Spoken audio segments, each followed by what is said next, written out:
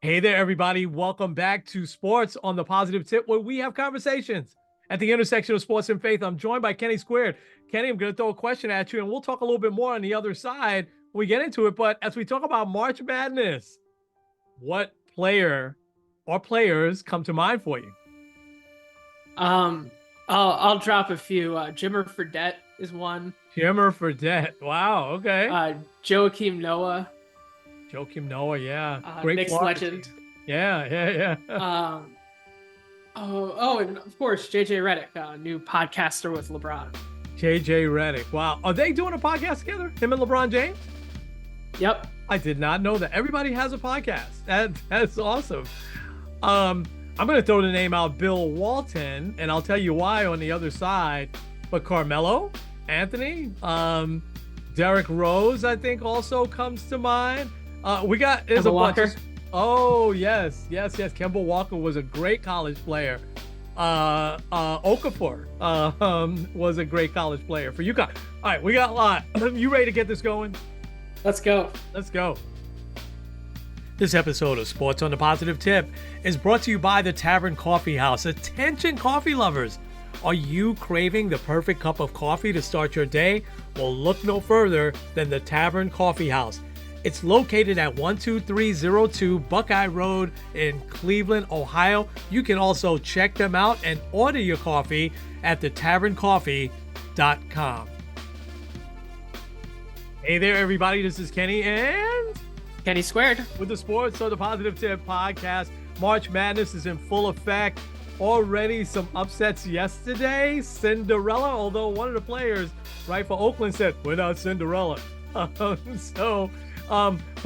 before we get into, and we can make a few picks here, I asked you before we started, or when we started in our opening, when you think about March Madness, what player comes to mind for you? You named a few. So go ahead and give us those same ones and tell us why, or give us some new ones. Well, I'll throw out a new one. It reminds me more of my time at Elam. Because we had a few UNC fans there. Tyler Hansborough. Tyler Hansborough. Wow. Wow. He was amazing there. He really was. Jimmer Fredette, I think, is one that just sticks out because, like, kind of in that era, maybe I don't remember the exact year, but like the late 2000s, early 2010s. Yeah. Like, I remember watching a lot more college basketball then. Yeah. And that was one that really stuck out to me. Oh, another one kind of in that vein was drafted by the Knicks, Andy Routens. Do you remember him? Yeah, from Syracuse, yes? Yeah. Yeah. That's why, because like a lot of Syracuse fans up in the Rochester area. So Yeah. JJ Redick sticks out to me. Not so much for the tournament, but we saw him as a player at Duke multiple times. Yeah. And great college player. Yeah. Yeah. And then I think of Derrick. You'd said Derrick Rose. I think of that crazy championship. Was that an overtime win? Yes. Memphis, right? Yeah. They blew. They had like a 5-point lead with about 30 seconds left, and they blew it. Calipari was the coach of that Memphis team, I think, if I remember right. Yeah, Calipari. Yeah. Yeah. And then kind of along those lines, Kemba Walker, of course, was a great college player. Yeah. Joakim Noah Uh-huh. for the Florida teams. Yeah. There's probably a few other ones. They're still the last to win 2 in a row, right? Florida. I think Florida. so. Yeah. Yeah. I tell you, where I really got into the tournament at an early age. I'd say I was 11, 12 years old. So the UCLA teams, I sort of remember. I don't remember Kareem at UCLA, but one of the championship games I looked forward to was UCLA and Memphis State. And Kenny, if memory serves me right, that was the first time they put the championship game on a Monday night, because it used to be the Final Four would be on a Thursday night, and then the championship game would be on a Saturday afternoon. And but that one, Bill Walton, he wasn't a freshman. He had to probably have been at least a sophomore, because freshmen still didn't play back then. You know what his stat line is, and I think this is still a record. He went 21 for 22 from the field, and he scored 44 points in the championship. And they smoked Memphis State. And Memphis State wasn't really Cinderella getting to the Final Four. They had a really good team. but he stands out. Carmelo, the way he carried Syracuse that year was such competition with Kansas that year. Those Kansas teams was so good with Paul Pierce and a few others. The coach of the Nets, I think, was well, the coach that just got fired from that, Jock Vaughn. They had some good teams, but they just couldn't get over the hump. Um, Boy, how about Magic Johnson? Magic Johnson, Larry Bird, right? In '79. I mean, they just really, people say they put college basketball on the map, and or the at least the championship, the Final Four. Um, Michael Jordan, his shot in '82, unbelievable. We are going to the '80s. I'll name a few: Patrick Ewing, Hakeem Olajuwon, Clyde Drexler. Those teams were just unbelievable. Um, I guess if we go into the '90s, or '90s through thousands, I said Carmelo, Derrick Rose. I thought was unbelievable. Those Duke teams in the '90s and thousands, though, with Grant Hill, Christian Laettner. Um, and you notice some of these guys we're naming went on to have great NBA careers. Some of them not so much, And I think there still is that distinction in great college player, great NBA player. There's always a little bit of a difference there. And then these Villanova teams in the thousands, the Butler teams that got all the way, Gordon Hayward really stands out. He almost hit that shot from half court, which would have upset Duke in the final. We could probably go on and on. You had somebody else, I think. Yeah. I was kind of looking at a list here. How do we forget Steph Curry and his Oh, crazy run with Davidson? oh, yeah. Oh my gosh. Absolutely. I thought for a second you were going to say Stephon Marbury, who Oh, also that's a good took one. Georgia Tech to the Final Four one year. I think he only stayed one and done. Those UNLV teams in the early '90s were unbelievable. They just smoked everybody. Larry Johnson, Greg Anthony were on those teams. Oh boy, I tell you what, man, and March Madness never disappoints. It's rare. Oh, Right? Go ahead. You had somebody else? oh, here's a couple fun names. Yeah. Because they didn't pan out in the NBA. Doug McDermott, Oh, Creighton, wow. Yeah, he's still and playing, I think. Yeah. also Adam Morrison with Gonzaga. Adam Morrison was a huge disappointment. Player, the Wooden Award, Player of the Year. And was he Gonzaga? Yep. He's with Gonzaga. Yeah, yeah. Gonzaga, for years. So I'll tell you this real quick. You may not remember this, but the coach for Long Beach State, I thought they were going to make a run here, but they lost yesterday. I mean, that was such a weird story, right? I sent you that Dan Munson, um, where he got fired right before the tournament, and then they won their conference tournament, and they got in the tournament. They lost yesterday, and then the athletic director comes out and says, "Yeah, I purposely fired him before because I wanted to motivate the team." um, Dan Munson, he'll get another job.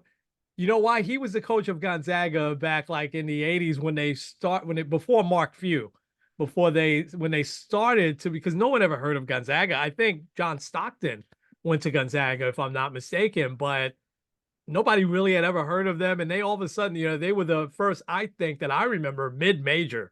We haven't heard that term too much so far in the tournament, the mid-major. But they would always have these upsets every year, but they never could get to the Final Four until recently. And Mark Few's been with them now a long time. But Munson was the guy who built that program, and then I think he left them to go to Minnesota. And he had been at Long Beach State since like 2007. It's a shame they fired him. But all right. So let's get into there's so many more names we can go into. Let's see who's gonna give us the memories this year. How about my man last night, Golke for for Oakland? Hit 10 threes. He just couldn't miss, man. He's just firing up from all over the place. Now, let me just say this real quick, and then I want to hear from you. Um, One of the things the tournament the last couple of years where it's become even more unpredictable is all of these transfer guys, and these guys that because they transfer, they get these extra years of eligibility. I thought Golke, to me, as I'm watching him last night, I was like, he doesn't look like a college age player. He's 24 years old. He's played 6 years.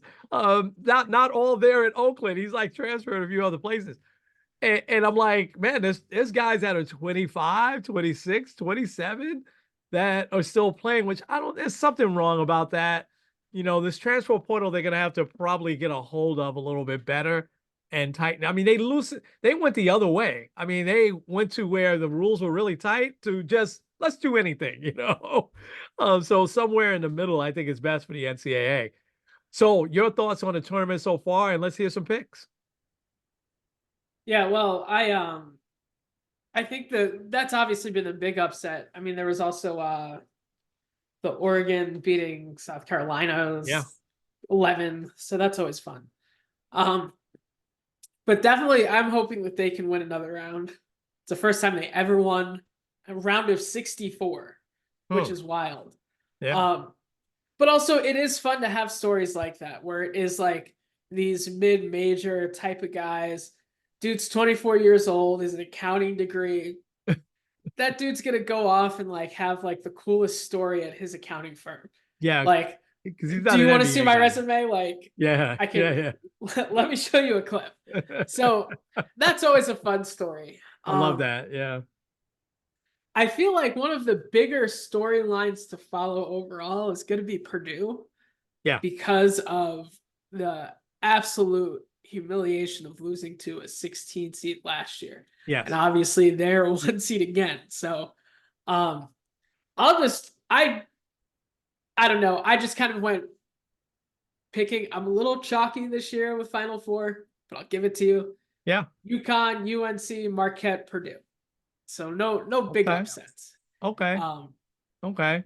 So but Shaka also three out Smart of the four. is so Shaka Smart's gonna get back over the hump there in Marquette, huh?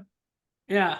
Yeah. Okay. I like it. I like it. I'm totally with you with Purdue. In fact, Kenny, I put here in the Midwest Purdue and I put Virginia next to it. I know Virginia's out. I'm comparing them to the Virginia team that lost in the first round a few years ago and then the next year won the national title.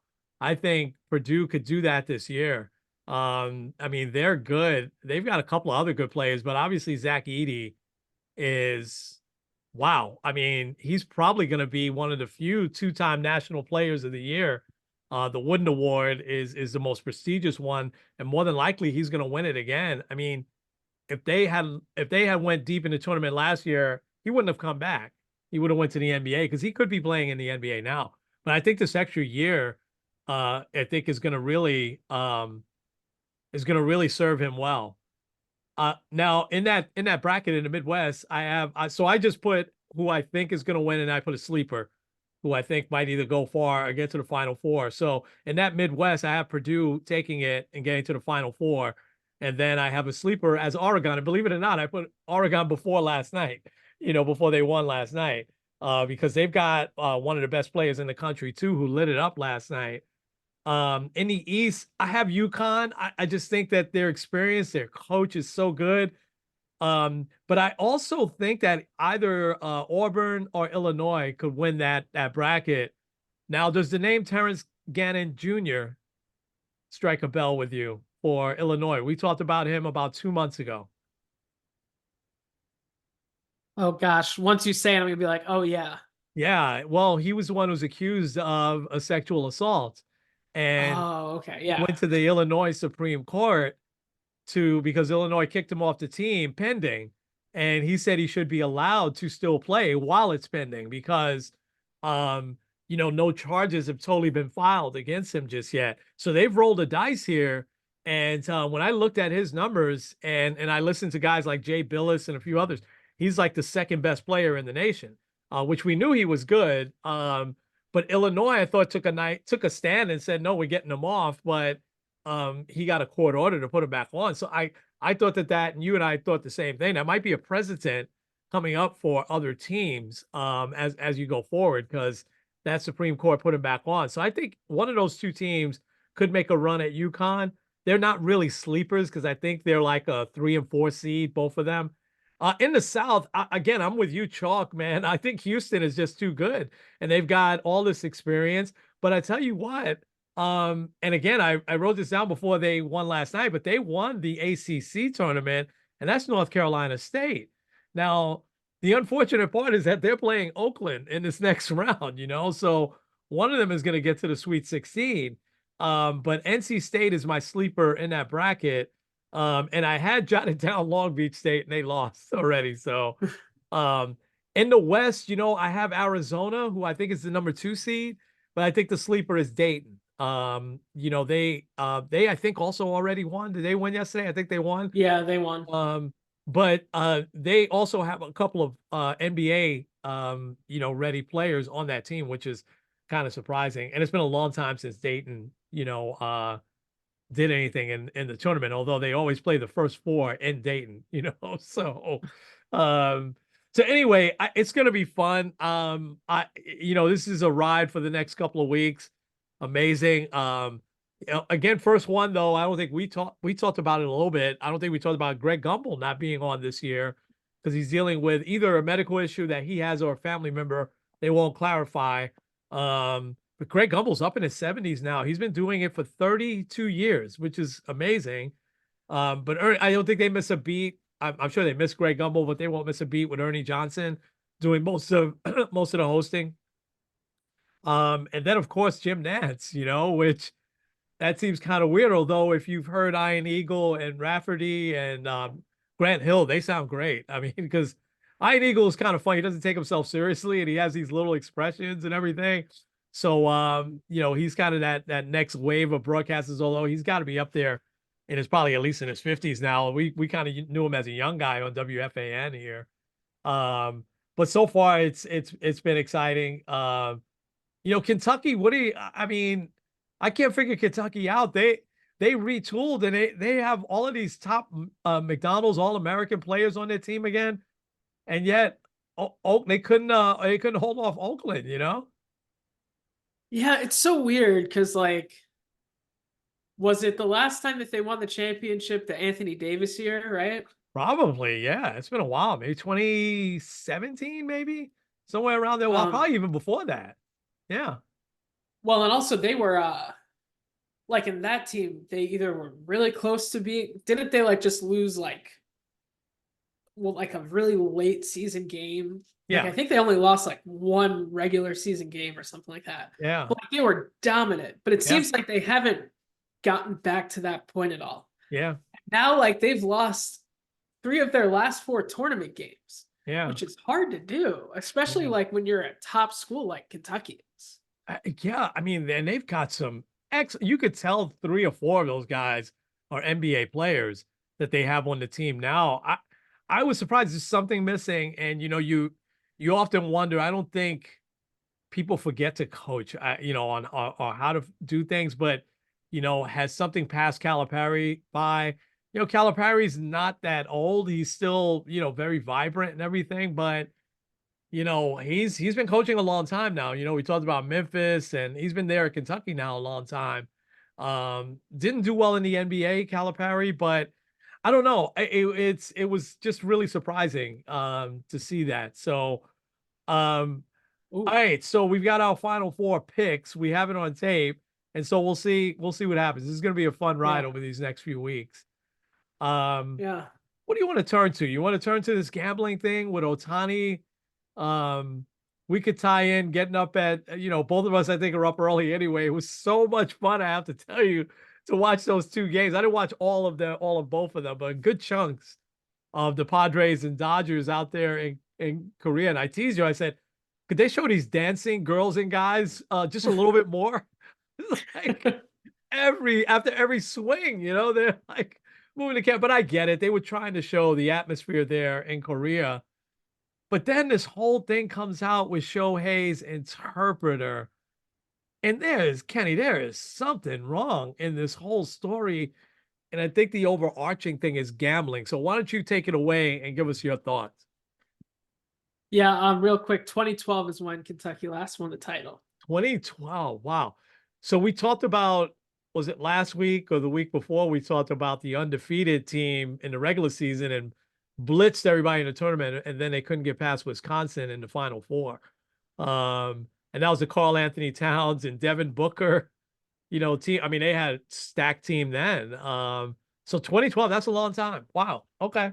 Yeah, Okay. 38-2 was their record. They were So they 38 and lost 2 2 that games. year. Wow. Wow. Um, well, okay, so with the Otani thing, for me, first of all, I feel like there's something weird going on that we either don't know or will never know. So it comes out that his interpreter, who is like his best friend, like I think he actually did get married recently. Yes. Like Otani did. probably would have Yeah. been the best man at his wedding. Like they have like that type of relationship. When COVID hit, his interpreter quit his job at the Angels because he wasn't like team personnel wasn't allowed to be around the players for safety reasons. So he quit his job so he could stay near Otani and continue to build and foster that relationship. So they go like really far back. Mm-hmm. Um, and so it comes out that there are these transactions. Two are confirmed for 500,000 apiece from Shohei Otani's bank account to an illegal bookie. Now, gambling is legal in now 40 states across America, but California is not one of them. Right. And supposedly, and this is where the conflict is kind of weird. Like there's conflicting reports. First, they say that Otani gave his best friend $4.5 million to help cover debts that he had for gambling. But then his lawyers say a few like minutes later that Otani had this money stolen. And I don't know what to believe. And it's interesting because they keep emphasizing that none of it was on baseball, that it was a lot of like international soccer, a lot of other random things, college sports. I don't know fully if I believe that, but also I don't know. Um, but so Otani, just as a kind of a context, he made about $60 million in just endorsements last year. Obviously, he's making 2 million in salary, the rest deferred, and all that jazz. Right. So it's just really interesting because right now the MLB is saying that they are not investigating Otani for anything, which is surprising for me because like you would think that they would at least take the time to do their due diligence and say, or even no one's come out and said, this is why we're not investigating him. We Yeah. could tell that either the money was stolen or it was this guy betting. But also, we are talking about the biggest player in baseball. He is the face of the MLB right now, Yeah. making the most money that anyone's ever made in North American sports, period. Like, he is the face of baseball. And the face of baseball being also the face of a very significant gambling scandal is very scary. Um, because if it does end up coming out that he was either involved in illegal activity through this, like knowing that this was an illegal bookie and was kind of going there, or if he was the one betting and it turns out that it is baseball, that is also not good. Now, for what I know, all MLB players as well as staff and personnel go through annual gambling training.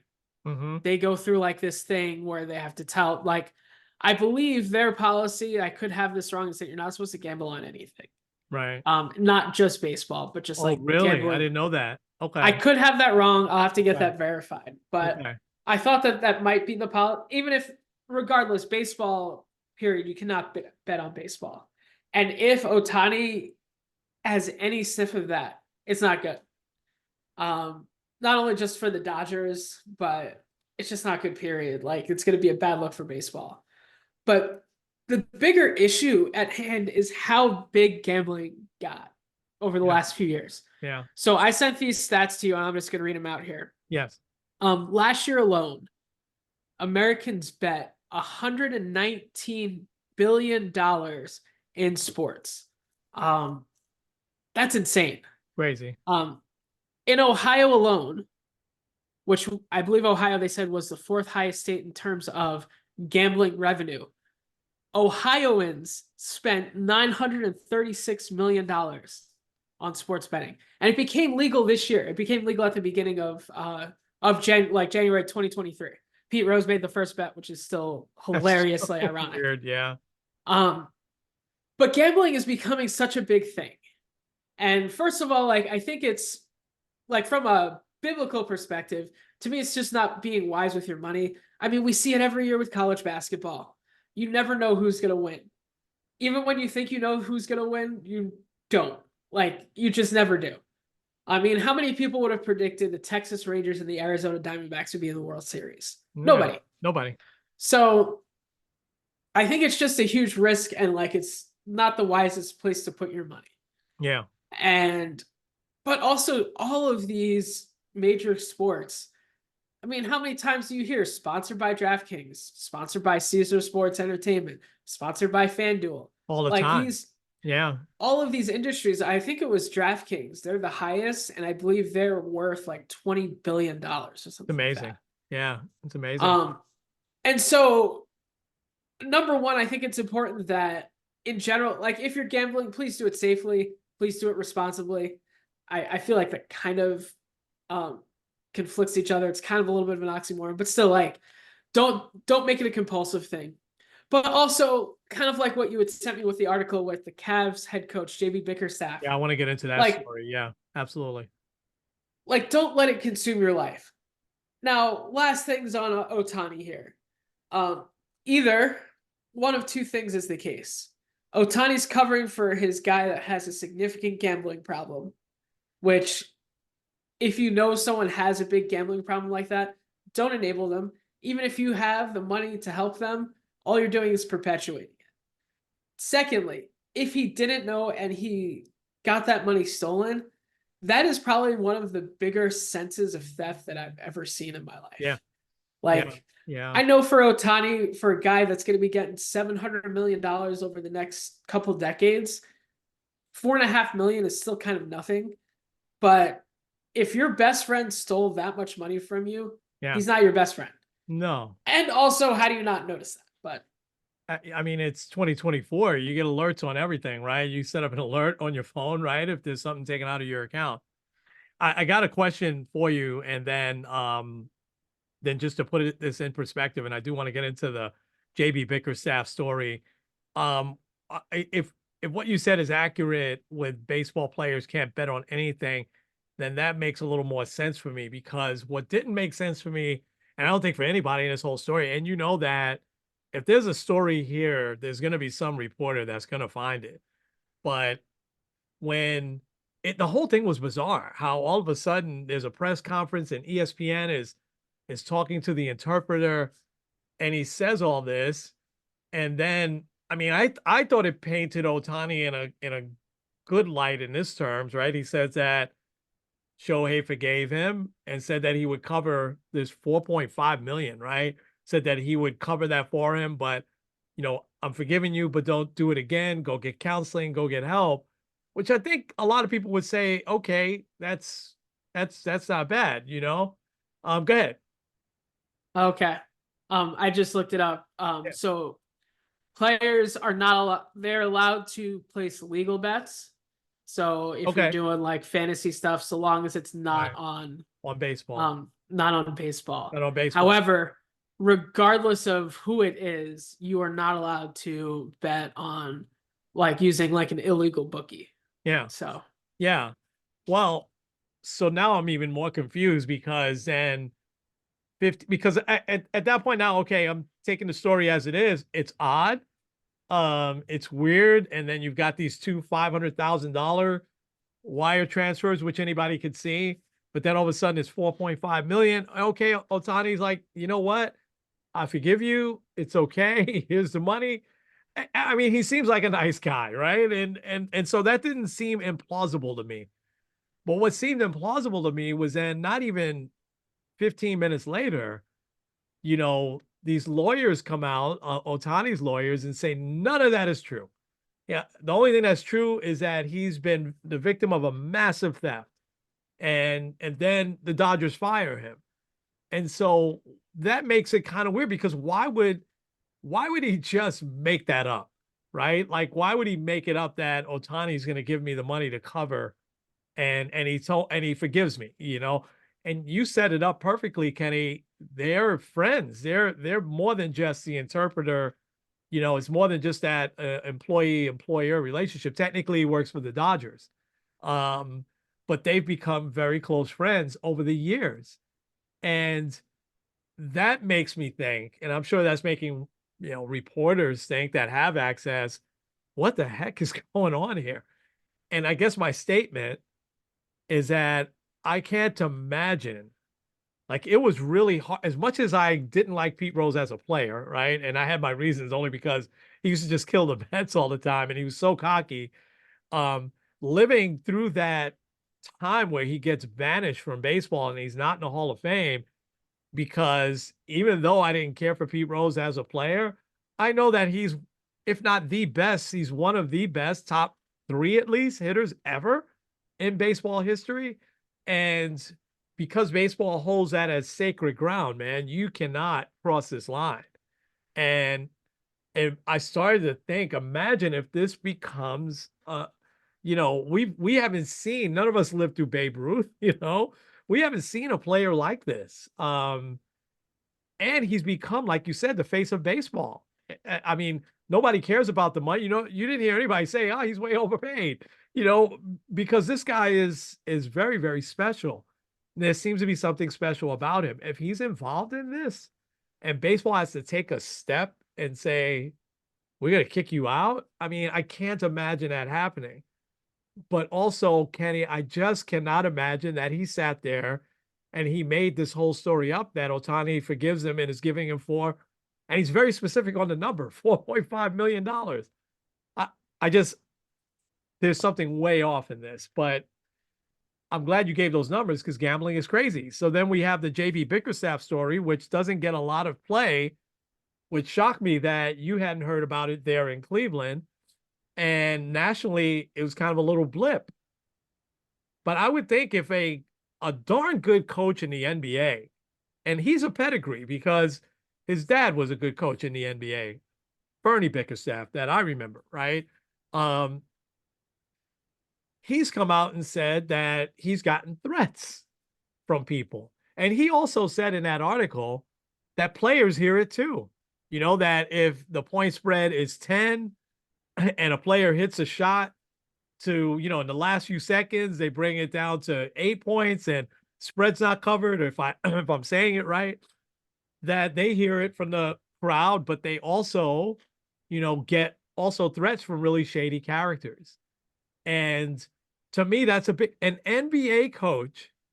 There's not many NBA coaches in the world, right? An NBA coach receiving death threats, because his team is not covering point spreads or whatever, or saying, "Hey, you need to work with us," and threatening his family, him having to change his number and stuff like that. That's telling me that gambling, and I'm wondering why it's not a bigger story, because how much money do these companies pay the NBA or pay the NFL or NHL, or even, oh, perish the thought, sacred Major League Baseball? You see, Major League Baseball thinks they're holier than thou still, right? But the fact is, if they think that their players, these young kids that are coming up, aren't going on an app using somebody else's phone, to bet, or using burner accounts to bet, as easy as it is, they're fooling themselves. And maybe they're not betting on baseball, but you better believe they're probably betting on other sports. So Oh anyway, yeah. what was Um, yeah, go ahead. What was your take on this whole Bickerstaff story? yeah, I think it just goes to as a good reminder of like we're not just talking about people that are up there. Like these are people too. And we have to be sure that we are treating them as though they were right in front of our face. Yeah. Um, and like threatening someone's life because you missed the point spread, that's on you for betting wrong. Like, let's be honest. Now, might have been when we were in Philly, or it might have been, I don't remember if it was here in Philly, but like one, actually, it might have been both. Um, where, and this must have been a couple of years ago because exceeding 100 points happens every night. But when your team hits 100 points, you get like free nuggets or something like Yes. that. Yeah. Yeah. Yeah. And like I remember, I think it was when we went to the game in Philly when they did that, Yeah. and they got to like 98, and then they missed, and people got furious, and like it was all in jokes, kind of like, oh, like we still won the game, but still, it's like most people didn't take that seriously. I know if you're putting $1,000 down on a team to win, and it's a make or a miss dunk that hurts your chances, it's gonna hurt you more because you're out $1,000. But also, don't get out $1,000.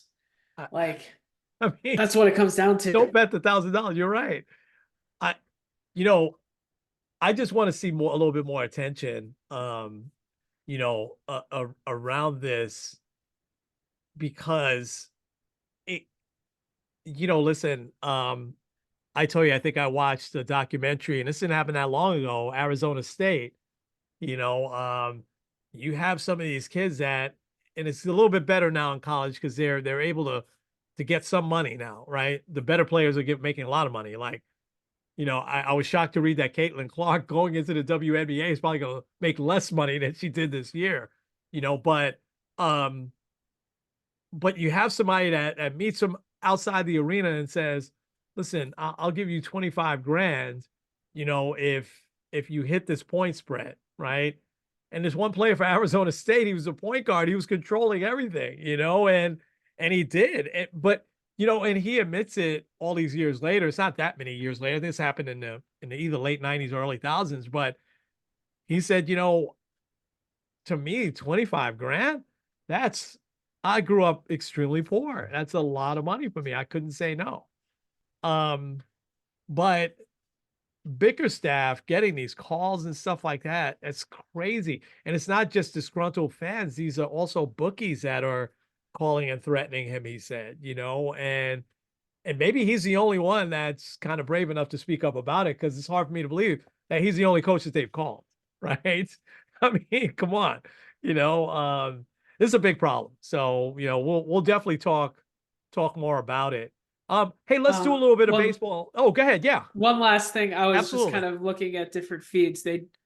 There is there was like I don't think he's a verified guy on Twitter, but supposedly there was someone that had talked to some former player teammates of Otani, and according to them, they didn't want their names on the record.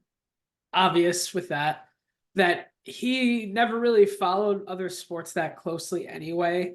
So the idea that Otani would be, or that his interpreter would be making these bets on the behalf of Otani, probably not likely. So it's probably this guy. Yeah, it's probably him. Yeah, but why then make the story more difficult, right? And Right. I mean, this guy, fire him. That's fine, right? And Otani can do whatever he wants, right? He can't have him on the bench there anymore. But if he wants to give him $4.5 million, he could do that. Why can't he do that? And say, listen, I forgive. Go get some help now. I mean, that sounded plausible to me, but then to retract everything sounds crazy implausible to me. I think Otani probably knows better, and I don't know. It's crazy. Yeah. Let's do a little baseball because I got some stuff on the Patriots, and I wanted you to talk about the Negro Leagues. So we'll take just a couple of seconds on baseball here. What got overshadowed is those were two fun games with the Padres and the Dodgers. 15-11 was the second one. Yamamoto gets lit up. I don't think that's a big deal. Yeah, you're cheering. I mean, he's gonna be fine. That would be one of the biggest busts in history if he didn't pitch well this year. But I think that he pitches fine. But late last night, alert on my phone, I almost fell out of the chair that the Mets do sign JD Martinez. And I don't want to make a big deal out of this now. He's not going to be with them. I just saw this when we came on. He's not going to be with them for about the first 10 games because he's going to go to extended spring training. Probably Blake Snell is not going to start the season with the Giants either because these guys are so late. But JD Martinez, 33 homers, 103 RBIs. I was looking at his stats. He really never had an off year. I mean, this guy every year puts up home run, 30 and 100. And so even though he's 36, I mean, 36 is still kind of young. He certainly didn't show any. He was an all-star last year. Didn't show any signs of slowing down. I think so. I text this to you that that the Mets didn't like what they saw during spring training. Otherwise, they would have got him a long time ago, although the price came down a lot. Um, between Vientos, DJ Stewart, Joe Manchoy, Ben Gamel, Trace Thompson. Trace Thompson hit extremely well, by the way. And your guy Luke Voigt, I meant he's just lost it. He looked lost. A couple of the spring training games I've watched a little bit. But I think Choi will probably make the team because he's a great fielding first baseman and he can spell Alonso. They don't really have a backup first baseman on the team, so he might make the team. I'm sure DJ Stewart will, but either way, the Mets didn't like what they saw from all those guys. So, here you've got a guy that you could plug in for 130, 135 games at DH, and he's going to hit you 30 home runs and probably knock in another 100 RBIs behind Pete Alonso. I mean, come on, we're seeing Mookie Betts get off to just a great start, right? Who's batting behind him? You know what I mean? So I think the Mets probably envision that with Pete Alonso. It's a great signing, so I'm extremely happy. What were your thoughts though with Blake Snell? Well, real quick on the JD, I think it's an Yeah, excellent move too. yeah, And also the contract, like why didn't other people go for that type of contract? 4.5 million this year with deferred money. So, yeah. The um, Giants offered him 15 million and he turned it down because he said that's not a hitter's ballpark. And you know what? yeah, He's right because he's a natural power to right center. And think about right center field in the Giants Park. I don't even know what it's called anymore. Oracle Park, maybe. yeah, I think so. That forget it. He's not gonna hit home runs and he's not that fast to get a lot of triples there. So anyway, yeah. Um, but Blake Snell, I'll start with, come on, Yankees. I understand Yeah. because like over 30 million a year really becomes like 65 with all Yeah. the Cohen tax in there. Um, but the Giants now have the Cy Young Award winner in the National League, the Cy Young Award winner or the Cy Young Award runner up in the National League, both in the same rotation, back to back, as John Sterler would say, belly to belly. So, and I think that's the way that, like, when you're looking at the Giants, we just said that they're a very pitcher friendly ballpark. Build around your starting pitching. It makes a lot of sense. Yes. Also, the Giants had a very, very sneaky good offseason. It really did. Um, Yeah. and like a lot of their moves were like, oh, I kind of forgot about those guys. Yeah. And it obviously gets overshadowed because the Dodgers had Otani and Yamamoto. But I I have a friend that's a Giants fan, and I'd said, like, what if, just hear me out, Otani gets suspended, Yamamoto's a bust. Giants could easily win that division.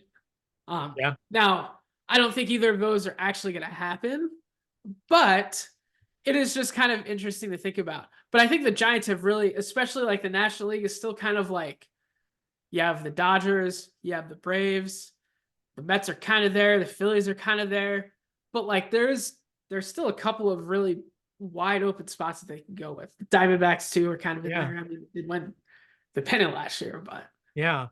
Let me ask you this question, staying on the Giants, and probably your buddy would say yes to this. Is Blake Snell and Logan Webb the top 1, 2 pitchers in baseball now? um potentially. Yeah. I mean, Logan Webb is scary good, man. And I mean, he's established himself as one of the best pitchers. You don't hear much about him, but I mean, you look up his stats year in and year out now. He's just killing it. And I know when the Mets play them, I hate to see him because he's just really good. Now you throw Snell there with him. That might be the best 1, 2 in a pitcher's park. What do you think? yeah, the other one that you might make a case for, I was like, I know there's one, but I would still probably pick Snell and Webb is the Phillies with Zach Wheeler and Aaron Nola. Yeah. Yeah. They're kind of like ace and 1A ace. Yeah. Another Yeah. one, if they can actually both get healthy, would be the Rangers with DeGrom and Scherzer. I know that'll hurt Yeah. hearing that, but Yeah. Yeah. um, No, I'd like to see, especially DeGrom. I want to see him get healthy. You know what I mean? Because I'd like to see DeGrom in the Hall of Fame. And I think he needs another run here to get to the Hall of Fame, you know. Scherzer's already in, I think, you know. So yeah, it's gonna be really interesting. And you're right, the Giants, the Giants finally moved on from those World Series wins because I guess Belt, right, was with the Blue Jays last year. I'm not sure who he landed with this year, but their shortstop Crawford, I think, got signed by the Cardinals this year. So I think those are the yeah, last guys on those championship teams. They will hold on to both of those guys, but both of them can still play. They're up there in their 30s, but I think Crawford, that's a good move. We'll do our preview next week, but that's a really good move for the Cardinals, I thought. All right. Um, I'm gonna take 5 minutes. I'm gonna try to time myself here because I've just been fascinated by this whole this Dynasty series, Kenny. Um, and I know you probably haven't gotten a chance to watch it, so I don't think I'm going to reveal any new information because a lot of this is really quick, my opinion. But why don't I start here? I had begged you to watch at least episode 4, and I still want you to watch episode 4, especially when you were having a really bad week, because episode 4 is is the year in 2007. So I mean, just taking a quick step back, um, this docuseries goes as far back as Bill Parcells, right? And them going to the Super Bowl in '97, and there was a cloud over that because everyone knew it was no see. Parcells was very unhappy in New England. He did a brilliant job building that team and a brilliant job getting them to the Super Bowl, but he hated it there because he wasn't calling the shots, you know. And he finally makes uh, everyone knew he was courting wanting to go to the Jets. The Jets had an opening, wanted to come back to New York, and he makes the famous, they get smoked in the Super Bowl by Brett Favre's, Packers. Shouldn't say smokes. 35-21, I think, was the final score, but they weren't really in the game. I thought the Packers had that game from the beginning. Um, and but the cloud now is okay. Parcells is just not coming back, and sure enough, a few days later, he has a press conference. That's where he makes it famous. If if I'm gonna cook the whole meal, I should be able to buy some of the groceries. Analogy, and finally after some legal stuff, and I think the Jets give a draft pick. He comes to the Jets, and I think it's actually Pete Carroll that goes to coach New England uh, after after Parcells leave, and with not a bunch of success. And then when when Parcells leaves the Jets, retires for the first time, that's when they get rid of Pete Carroll and they bring on Belichick, and Belichick falls into their lap because Belichick was the heir apparent to take over the Jets. You remember the press conference. I'm not going to be the AC of the NYJ, and I don't know what he was trying to talk about, but anyway, Parcells. I mean, Belichick is very personable through those first few years. Very personable with the players. Um, and then it just changes over time, right? He's a brilliant coach, right? I'm just going to give my opinion on a couple of things. I don't want to go too long. At 25 past the hour, I want to stop. Um, but there's such an insight that you see in this docu series of why he kind of became, lack of a better term, these are my words. I thought he became a little bit of a bitter old man as he was coaching this team. But there was some factors on why. You get a great insight into why Tom Brady had this big chip on his shoulder. Because we've probably read this, but to see it kind of and hear him talk about it, he could have went to a lot of different colleges because he was a great high school player, but he chose Michigan and he didn't play. For most of his 4 years there, he didn't play. He didn't play until about week 3 of his senior year. And even then, he was taken out a few times in these big games. Yet the Patriots still drafted him. And he's got this huge chip on his shoulder. He knows he's talented. But of course, looming is Drew Bledsoe, who they signed to a $100 million contract. Bledsoe turns the franchise really around because when by year two with Bledsoe, the Patriots were good, and they're making moves. And then Mo Lewis, hits him in the Jet game, and I told you that story where he almost died, because blood was flowing into his chest and they didn't know where it was coming from. That's how hard this hit was. And that was stuff they didn't really talk about much. That's similar to like you and I found out about Alex Smith. Anyway, so the Patriots, Tom Brady, he does great. And I think I told you in the championship game against the Steelers, he gets hit in the knee and he can't get up. He's out for the game. Bledsoe comes in, throws two huge touchdown passes, and Patriots are in the Super Bowl. All that's talked about in that first week is who's he going to start? Because Brady says, I'm going to be okay for the Super Bowl. And he starts Brady instead of Bledsoe, which is the right move at the time, right? And Bledsoe's livid, but he's a classy guy. He does what he needs to do. He's a good teammate, and he helps Brady even, So anyway, they go on their run. They beat the Rams, stopped kind of the Rams dynasty, right? Beat the Panthers. They beat the Eagles in 04. Here we go, 07, game one. Here's Spygate. And it is fascinating how this unfolds, Kenny. It's against the Jets, and it's Eric Mangini who tips off the NFL that this is what they're doing. They're filming the coach's signals. And then they tip off the head of security, and he grabs the guy with the camera and he confiscates it. And so now the NFL office, has Roger Goodell has like this evidence. There's nothing to do here. And what's more fascinating on this docuseries is that Belichick admits to the whole thing. And you know what he says? He says, I thought I was playing within the rules. I thought it was the rules. But I messed up and I apologize for it and everything like that. So they lose a draft pick. But what that makes them, Kenny, is that all of a sudden they're public enemy number one. Everybody now hates them. They're calling them cheaters. This is how you've been that good. And so they are angry.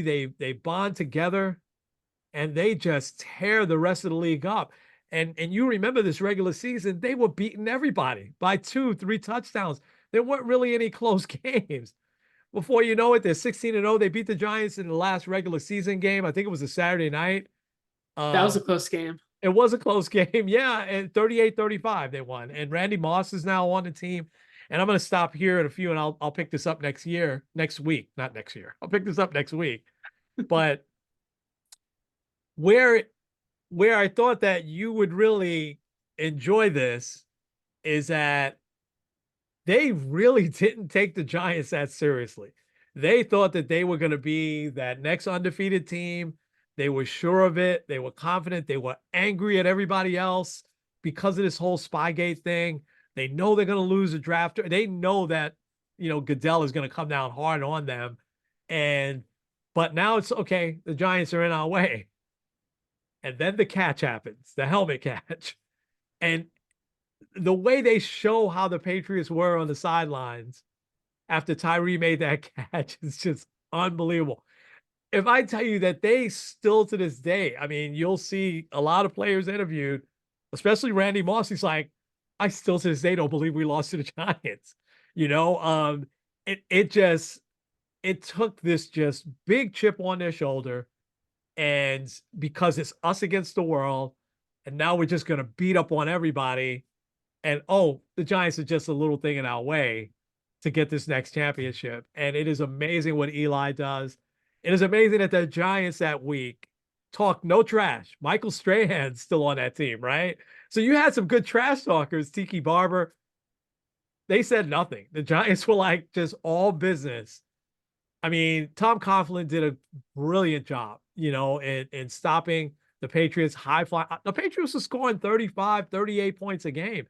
And the Patriots had put up 38 points on them a few weeks before, And it was amazing to see. The rest of the series I'll get into because it's a lot more, because there's some real clear reasons why why they went after Aaron Hernandez, why they went after Gronkowski once they traded Moss to the 49ers. Um, there's such interesting thing about how Belichick always his philosophy was get rid of somebody a year too soon rather than a year too late, which is why you saw after that, you saw guys like Teddy Bruschi, Willie McGinnis, guys, Mike Vrabel, who could still play, Troy Brown, and they were gone because Belichick was like, they're gonna get old anyway. And then you'll see the whole Garoppolo and Brady thing and the power play. You'll start to see exactly why the whole relationship with Brady and Belichick soured. And a lot has to do with Alex Guerrero, Tom Brady's trainer. So I'll talk more about that next week. Let me just end with this, Kenny.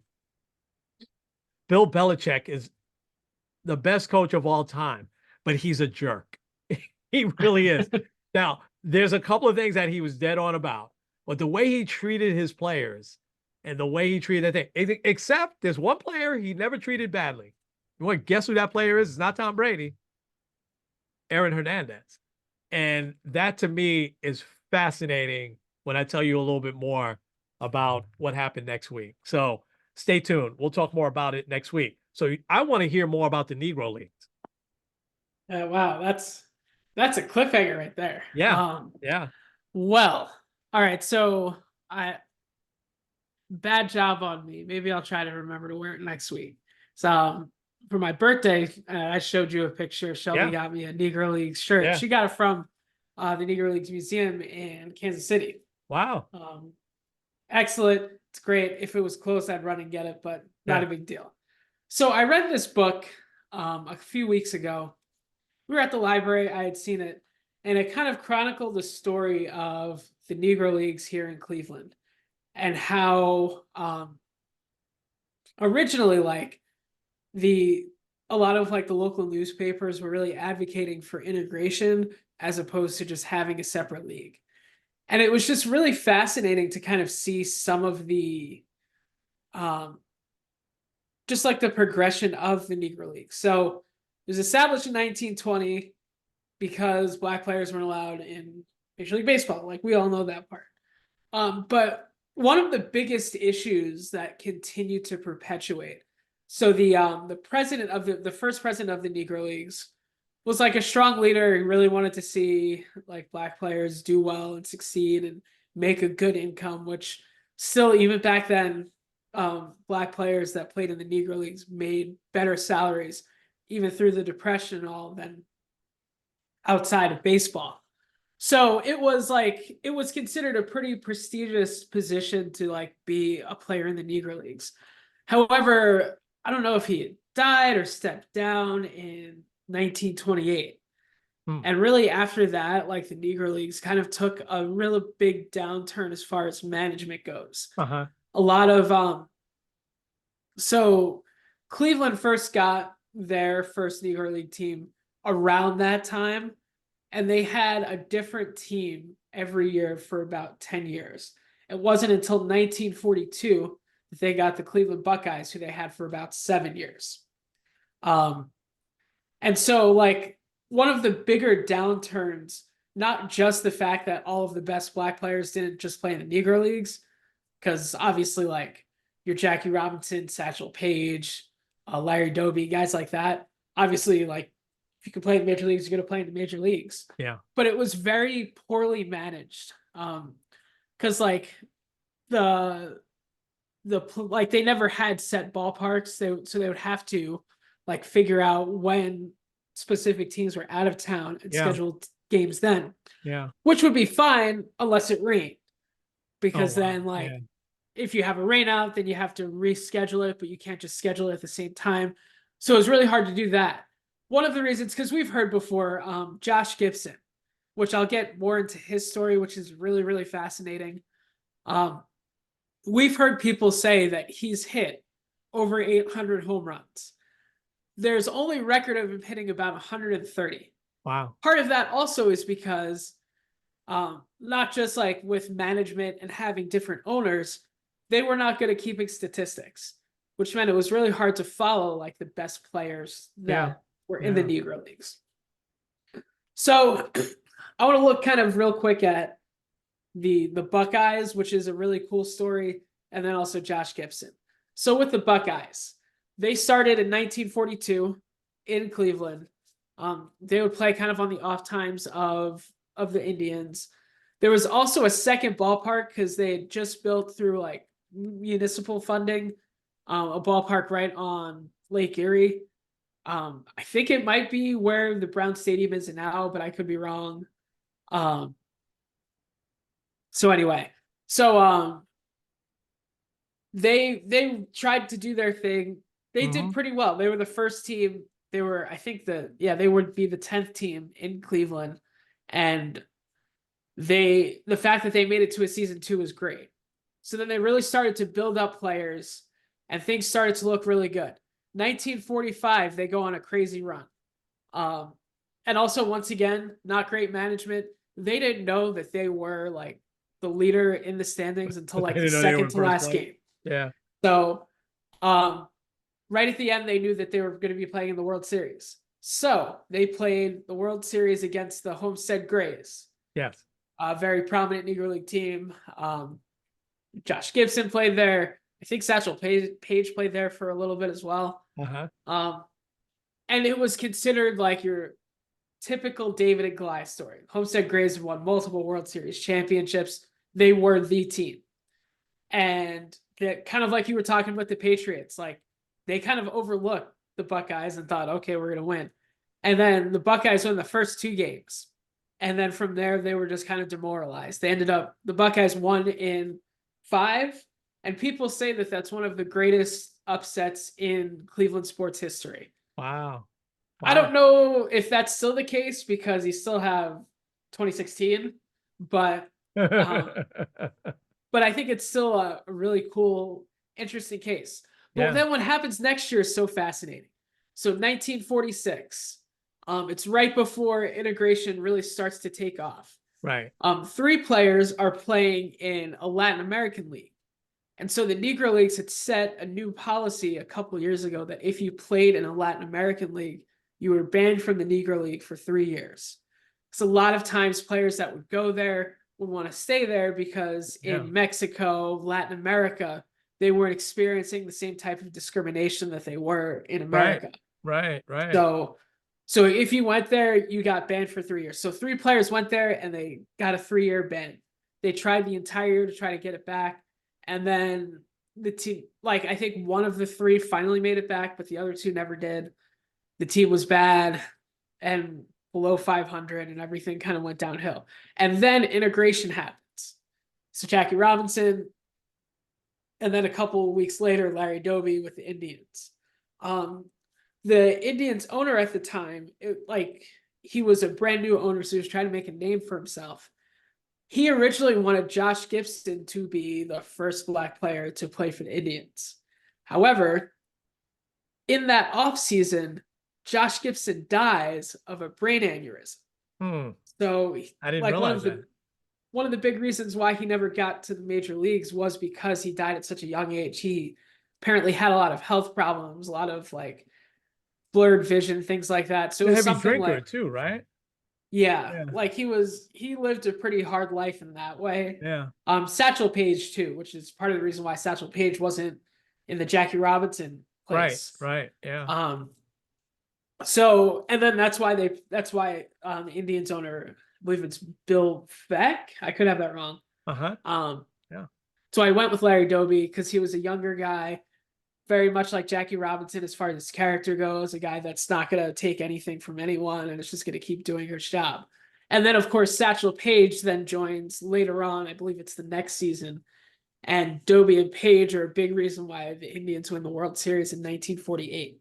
Yeah. Wow. So then when that happens, Negro Leagues in Cleveland basically goes away because like you have 2 Black players that were really prominent in helping a major league team win a World Series.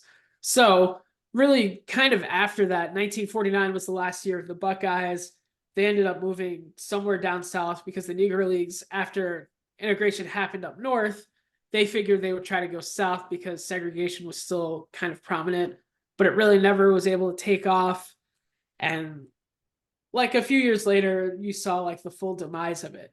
But what a lot of people say that's so prominent in my head is that a lot of the Negro League teams could have been integrated with Major League Baseball, and they were hoping that that would happen. However, because it was so poorly managed, because there wasn't like strong leadership, you couldn't integrate some of the Negro League teams in with like minor league teams or having a major league team. Right. Last real kind of interesting note. There was actually a couple of white players that played in the Negro Leagues after Really? integration happened. Wow. There was one guy on like the 1948 Buckeyes that like he was a white guy and wanted to play in the Negro League. So, because at that point, like they were trying to say like, okay, so Major League Baseball is integrated, so the Negro League should be integrated too, which is why they were hoping for more like fluid Wow. integration and kind of a merger as Yeah. opposed to just Major League Baseball taking over. So Wow. um, Wow. really interesting. And definitely makes me still want to go to the Negro League Museum in Kansas City. I think that's one of the things I Oh, want to do. we've got it. It's on my bucket list. Absolutely. That is fascinating, Ken. Let me ask you a question. Um, were most of those original teams kind of in the Midwest there and not in the South? And was there a reason for that? Like Homestead, where's that in Missouri, right? Homestead, I believe they had a couple of places. Missouri might be one of them, Yeah. but their primary spot was Pennsylvania. Okay. Um, Okay. Pennsylvania. but yeah, a lot of them were like in either the Midwest or in the Northeast. Like there was Memphis. I think that might be as far south as they would go. Because one Indianapolis. of Right. Yeah. Indianapolis was one. Obviously Kansas City with the Yeah. Monarchs there. Yeah. There's a few in New York, Boston, Yeah. Detroit. Okay. But yeah, a lot of them were more north, which that was the other thing too, is transportation was always a challenge. Yeah. Because like they couldn't just like charter a bus. And actually with the Buckeyes, and I think it was in before the 1945 season, they had a bus that got into a terrible car accident, killed three of their players. Oh, wow. And Wow. so Wow. that was also part of the revamping of the team Yeah. was like you had to replace players because three players died, and I think four or five were in like serious critical condition and Wow. barely played in the season. Wow. So Wow. Wow. travel also made it hard because like um they didn't have the money to be able to go as far as they needed to go. Yeah. You know, my dad, your grandpa, uh, at used to tell stories about the New York team would play in Yankee Stadium or in Ebbets Field, or in the Polo Grounds back then. So you're right that it was just whatever place was available. But the old Yankee Stadium used to hold at least 60,000, maybe even 70,000 people. And he said it would sell out. He said that, tickets weren't anything like 50 cents or something like that back then to get in, but you had to get there really early because it would just sell out. Yeah, especially if Josh Gibson was playing or, some of the marquee names. So there were definitely places where, now how much of that cut did they get? I don't know. Or did that, a lot of that go to the Yankees or, who knows? Because they were renting the stadium, obviously. But he said every time he went, and he said he went several times, they all sold out. Yeah, that wasn't as much in Cleveland, which is interesting because Yeah. like more people were drawn to still watching the Indians even Yeah. pre Larry Doby. Oh, But yeah. yeah, like Yeah. that was because yeah, they would have to pay whatever renting fee that they would have to Yeah. do. Yeah. And then that was another issue is that a lot of the players wouldn't get fairly compensated depending on who was the owner at the time. Yeah. Obviously no players association or anything like that. Fascinating. What's my last question for you? What's a good movie or documentary that people can watch about the Negro Leagues? And if you don't know one Oh, off the top of your head, maybe next week we can mention that. that's a good question. Yeah, I don't know one off the top of my head. Yeah. Um I can look up the name of the book I read though. Is Yeah. that and it's a lot more Cleveland specific. And I also liked it because like there was a few like references to places that I know of. Yeah. Yeah. Yeah. Um, There in Cleveland. Yeah. but Yeah. but Yep. it does also give kind of a general overview of the Negro Leagues. Yeah. The Bingo Long Traveling All-Stars is actually a really good movie, but it doesn't specifically talk about the Negro Leagues. It talks about a traveling team that played, other teams when they needed an exhibition. They played major league teams and stuff like that. Um, but yeah, let's look that up because it'll be really good to watch something like that. Yeah, I'll have to look something up. Awesome. But it's called Integrating Cleveland Baseball. Integrating Cleveland baseball. Okay. Awesome. Awesome. That was great. Thank you, man. And yeah, if you have more to say next week, we can certainly weave that in. Um, we're a little bit over, but inspiration, well, I'll do real quick. I had one that I was gonna do, but I'll do this one real quick because I loved what Rob Gronkowski said here. So going back to the documentary, when the Patriots draft Rob Gronkowski, he's got his posse with him and everything like that. And Belichick and Kraft and all of them are watching on another screen. When he gets the call, he starts just celebrating, dancing. He's Gronk before Gronk. He's just like and a high five and everything like that. And Belichick makes his face and he calls him back. And you know what he tells him? He says, You can stop dancing now. That's not a good look. It's not a good look. It's not the Patriot way. We're all about team. And you know what Gronk said? He said, "Okay, thank you." But he's a college kid, so he didn't know any better. But when you think about Gronk's end zone celebrations, how he slammed the ball down, everything like that, you know what he said? I never would let anybody steal my joy. And don't we talk about that biblically? That don't let anything or anyone steal your joy.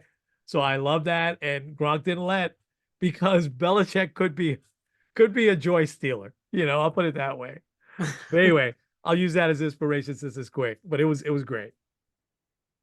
Yeah, there's a few different ones that I can go with as far as like, and we'll get more of these type of stories probably more next week. Guys making major league rosters for the first time. Yeah. The Brewers top prospect I just saw, he's going to be on the roster. He's already gotten paid, which is crazy. But anyway, a guy that's been very overlooked for this Yankee team, and I think is good for him and also good for the Yankees, is Alex Verdugo. And he made headlines in a great way. So he got a list of all of the players that have at least or 2 years of service time or less that were in Major League camp. And he offered to buy every single one of them a haircut. He was talking to one of them just kind of randomly. They were saying, yeah, like I'd love to get a haircut, but man, haircuts are so expensive. Wow. So Verdugo's like, hey, I got you. Now, I don't know if it's just one or for like the entire year, but still, I think it's a good gesture. He said he really felt like he was at home when he first came over to the Yankees. And I hope he has a great year. I think that's so cool.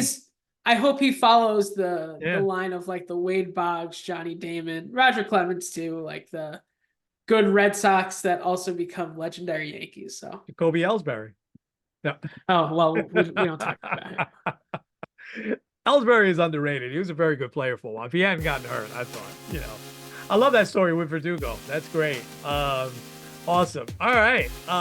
So baseball preview next week. Yes. Yep. All right. We're going to dive into some baseball. So Kenny, take us home. All right. This is Kenny Squared End. Kenny. It's sports on the positive tip. See you guys next week. Absolutely.